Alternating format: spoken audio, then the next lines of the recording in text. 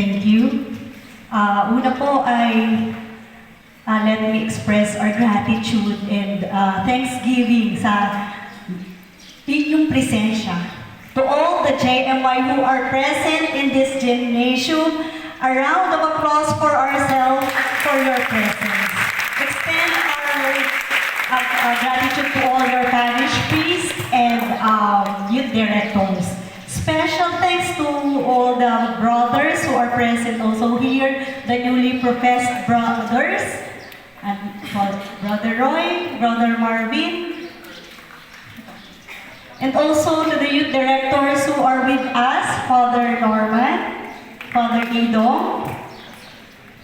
Especially, I would like also to extend our thanksgiving to the Rectory of the OSJ College Seminary for allowing us to use this gymnasium. Thank you, Father Pai.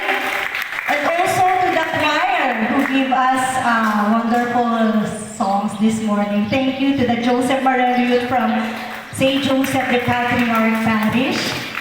And also, we have here some young professionals. Thank you for your presence, the teachers and campus ministers.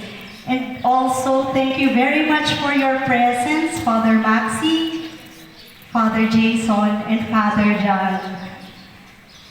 A big round of applause for their presence this morning.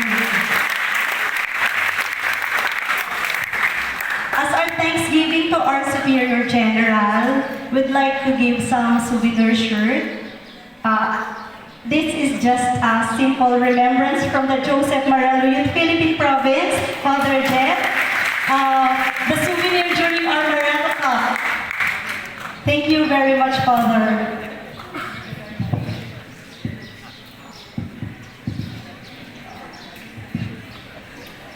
So, Father John, the Joseph Marel Youth from the different parishes prepared a food for us. We will share the food from after the Mass.